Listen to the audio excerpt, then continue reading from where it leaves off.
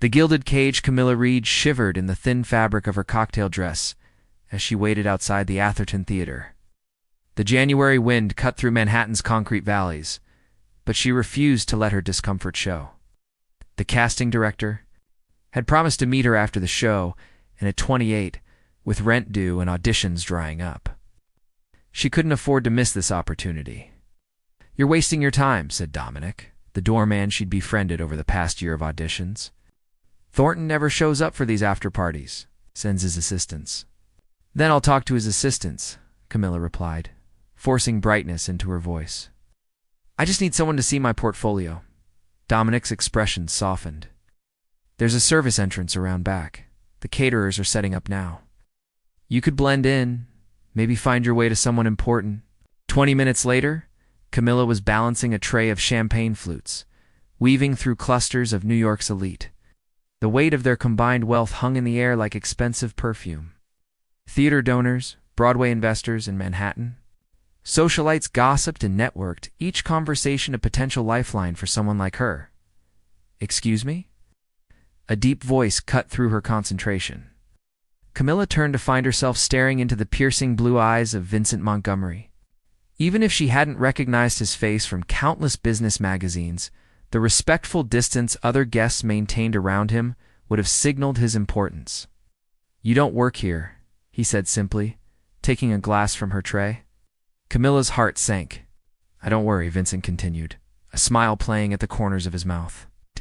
"Your posture is too good to be a career server. You're an actress. How did you know?" "I make it my business to notice details others miss." He gestured. "Toward an empty corner, walk with me." That night changed everything. Vincent Montgomery, billionaire heir to the Montgomery shipping empire and chairman of the Montgomery Foundation, saw something in Camilla that others had missed. Within weeks, she had moved from her cramped Brooklyn apartment to a luxury condo in Tribeca. Her headshots were suddenly landing on the right desks, callbacks multiplied, and small parts materialized. What Vincent hadn't mentioned was Eleanor, his wife of 15 years. The Prescott-Montgomery marriage had united two of New York's oldest fortunes, with Eleanor's family money revitalizing Vincent's struggling shipping business. Camilla discovered Eleanor's existence through a society page photo 3 months into their relationship. "It's complicated," Vincent had explained, swirling brandy in a crystal tumbler in his private office. "A marriage of convenience. Eleanor understands my needs." Camilla doubted that, but the gilded cage Vincent had built around her was too comfortable to leave.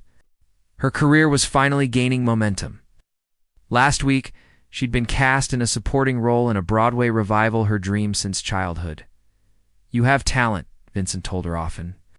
"I'm simply opening doors that should have been opened long ago." What Camilla didn't realize was that Eleanor Montgomery, née Prescott, had built an empire of her own within the constraints of her marriage. While Vincent collected beautiful things art properties, and now Camilla Lawner collected information. From their limestone mansion on the Upper East Side, she monitored the family holdings with quiet precision, noting every fluctuation, every unexplained transfer, and lately there had been many. As Camilla stepped onto a Broadway stage for the first time, Eleanor Prescott Montgomery was stepping into a different role altogether, one that would eventually bring both women face to face with the true cost of Vincent Montgomery's generosity. Shadows behind curtains, Eleanor Montgomery sat perfectly still as her financial advisor. Josephine Winters laid out the troubling patterns in the Prescott Montgomery holdings. "These transfers," Josephine said, pointing to highlighted lines on a spreadsheet, "all lead to shell companies in the Caymans. They began 14 months ago, small enough to avoid immediate notice, but they've accelerated recently." Eleanor nodded, betraying no emotion. At 41, she had mastered the art of composure. "And you're certain this is Vincent's doing?" Each transfer required dual authorization, but your digital signature appears to have been used without your knowledge. The Prescott fortune, built over generations in publishing and later diversified into technology, has always been Eleanor's responsibility. The marriage to Vincent had been strategic to his family name and connections paired with her financial acumen. For 15 years, she'd maintained the illusion of the perfect power couple while Vincent pursued his distractions. But this was different. This wasn't just another affair. What do we know about her? Eleanor asked, sliding a theater playbill. Across the mahogany desk, Camilla Reed's name was circled in the supporting cast list. Josephine hesitated. She's talented, struggling until recently. Now she's living in a Tribeca. It's property owned by one of Vincent's subsidiaries and has landed 3 roles in quick succession. Find out everything, Eleanor said, rising from her chair. And Josephine. No one can know about this investigation, especially not Vincent. That evening, Eleanor attended the theater alone. From the 3rd row, she watched Camilla Reed transform on stage. The young actress had a raw authenticity that explained Vincent's fascination. Eleanor recognized the hunger in Camilla's performance, the desperate need to prove herself. After the show, instead of confronting either Camilla or Vincent, Eleanor changed tactics. She visited the small accounting firm that handled the Montgomery Foundation's charitable giving. Introducing herself as Evelyn Palmer, a potential donor interested in arts funding, were particularly impressed with some emerging talents. She told the eager junior accountant, Thomas Weber, like Camilla Reed. Thomas's eyes lit up. Oh, Mr. Montgomery's special project? He's been very hands-on with that funding stream. By the time Eleanor left, she had confirmation that Vincent was laundering Prescott money through the Foundation's arts initiatives. The revelation didn't hurt as much as it should have. Their marriage had been hollow for years, but the Prescott legacy was something else entirely, that Eleanor would protect at all costs. What Eleanor hadn't expected was to feel a strange kinship with Camilla Reed. The actress was merely a pawn in Vincent's game. Talented, yes, but being used nonetheless. Through Thomas, Eleanor arranged to accidentally meet Camilla at a foundation event, still using her Evelyn Palmer identity. Your performance was extraordinary, Eleanor told the younger woman over champagne. Camilla blushed. Thank you. I am still getting used to all this. But she gestured around the elegant rooftop reception. The sudden success? Eleanor probed gently. Having people actually see me, Camilla replied, vulnerability breaking through her practiced smile. For so long I was invisible. In that moment, Eleanor made a decision.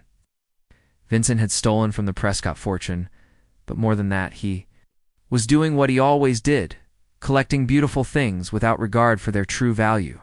Camilla deserved better. Eleanor would make sure they both got what they deserved. As she left the reception, Eleanor's phone chimed with a message from Josephine. Found the offshore accounts. It's worse than we thought. Nearly 40% of the Prescott holdings have been diverted. Eleanor's steps didn't falter as she entered the elevator. Vincent had chosen his mistress, but he had underestimated the true heiress. That would be his downfall.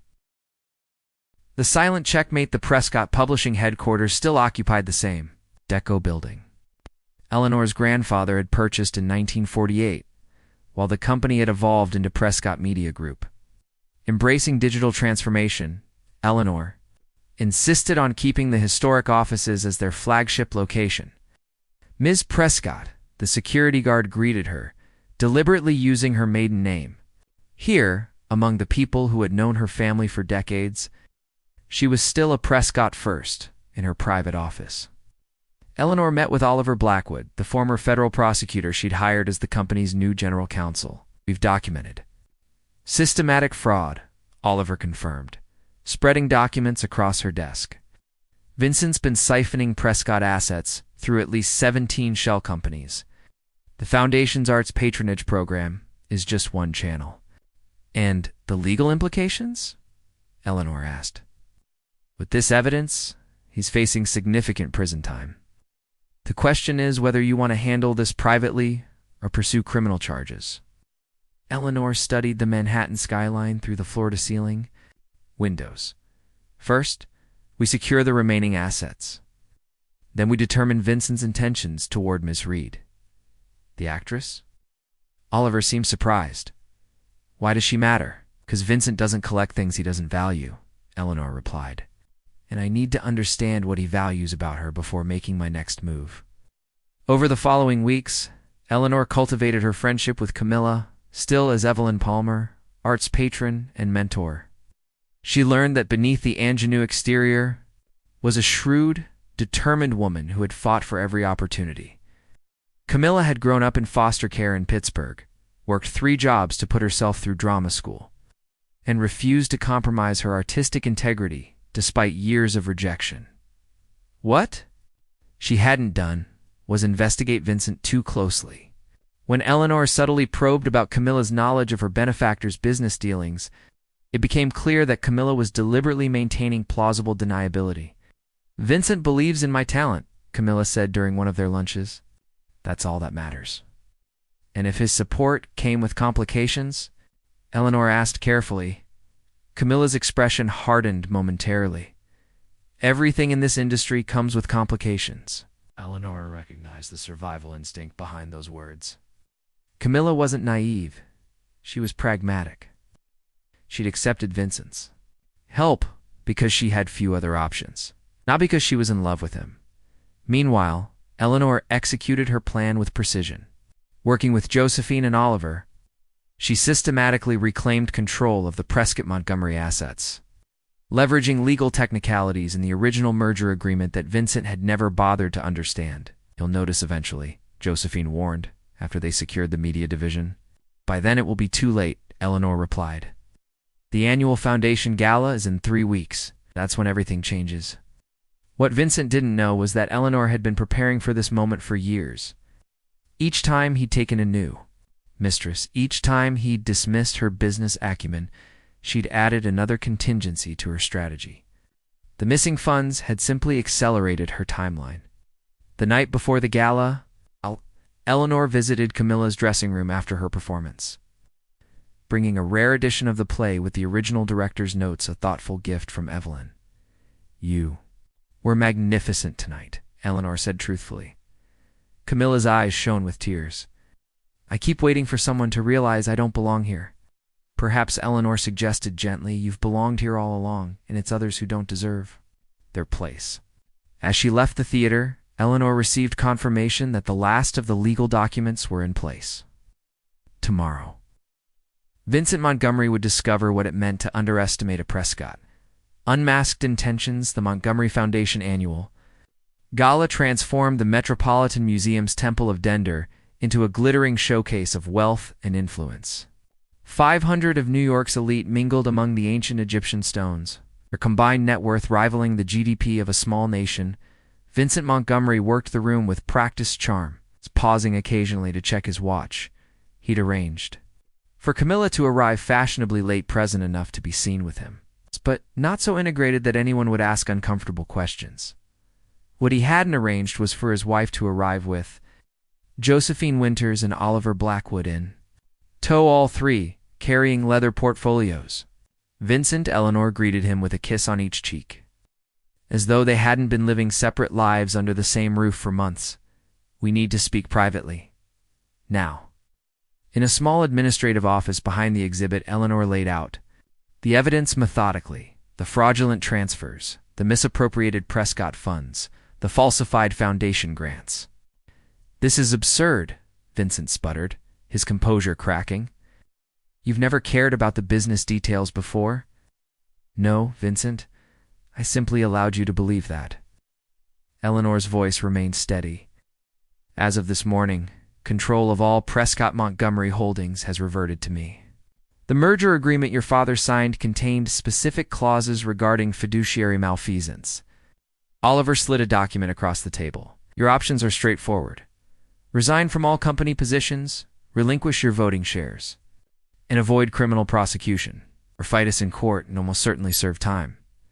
Vincent's face flushed with rage. "This is because of Camilla, isn't it?" "You're vindictive, actually," Eleanor interrupted. "Ms. Reed is why you're being offered any choice at all."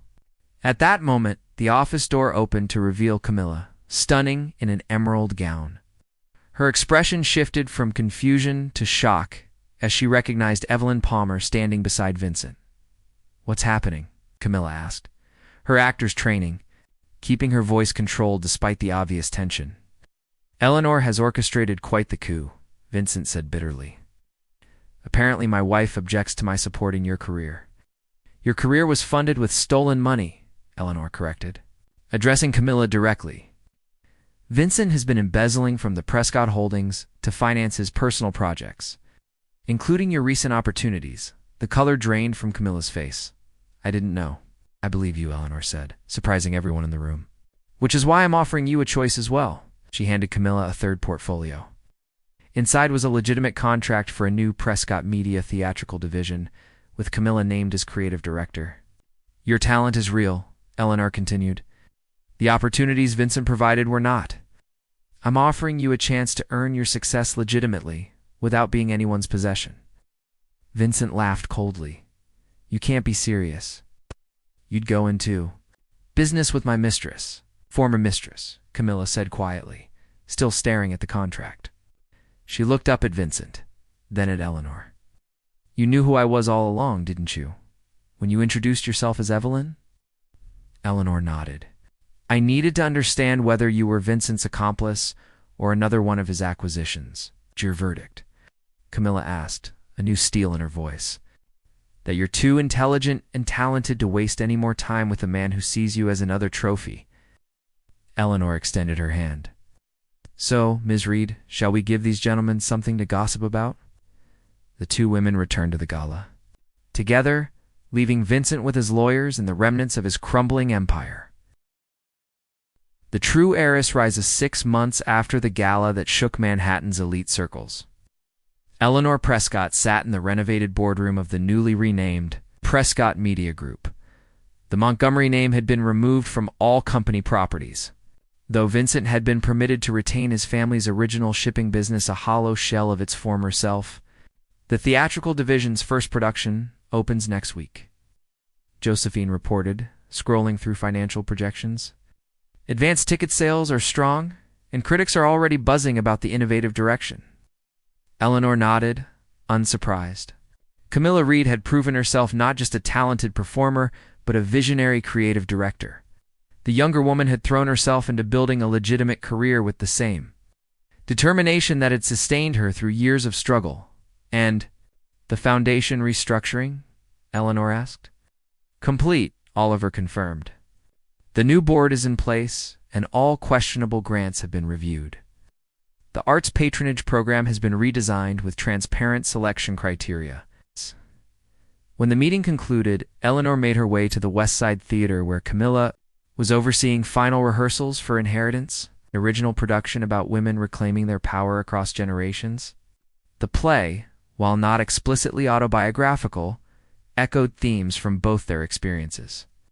We need to adjust the lighting in the third act, Camilla was saying as Eleanor entered. The counteration needs sharper contrast. Seeing Eleanor, Camilla wrapped up her instructions and joined her in the back row. The two women had developed an unusual friendship, part business partnership, part mutual respect society. Vincent called again, Camilla said without preamble. He offered to forgive me if I'd testify that you coerced me into turning against him. Eleanor raised an eyebrow. Generous of him. I told him I'd rather play Lady Macbeth in a high school production than ever speak to him again. Camilla smiled wryly. I did thank him for finally making me angry enough to write this play. The theater around them hummed with purposeful activity carpenters adjusting set pieces. Lighting technicians, programming cues, actors reviewing notes. This was Camilla's domain now, earned through talent and hard work, rather than bestowed as a gift from a powerful man. You know, Eleanor said thoughtfully, when I first discovered Vincent's affair with you, I had a very different ending in mind for this story. Let me guess, public humiliation and professional ruin. Something like that, Eleanor admitted. But then I realized that would make me no better than him treating people as objects to be controlled or discarded. Camilla considered this. So instead, you decided to offer me a business deal. I decided to recognize your value, which is something Vincent never truly did, despite his financial support. Eleanor gestured toward the stage. This is yours. You've earned it. The actress-turned-director nodded slowly. And what about you? What have you earned from all this? Eleanor thought about the question carefully. The past 6 months had transformed her as much as they had Camilla. After years of maintaining a perfect facade while being diminished by her husband, she had reclaimed not just her family's financial legacy, but her own sense of purpose. Freedom, she answered finally, and the knowledge that the Prescott name will continue to stand for something worthwhile as they watched the rehearsal resume. Two women who had once been positioned as rivals sat side by side the heiress, who had reclaimed her birthright, and the artist who had found her true stage, neither defined by the man who had tried to own them both in his downtown penthouse. Vincent Montgomery watched the business news announce another successful quarter for Prescott Media Group. The remote control shattered against the wall as the reporter mentioned the upcoming premiere of their theatrical division's first production, led by visionary creative director Camilla Reed. Vincent had chosen his mistress, believing her to be another beautiful possession. But in the end, it was the true heiress who had taken the stage on. She had rewritten the ending to their story.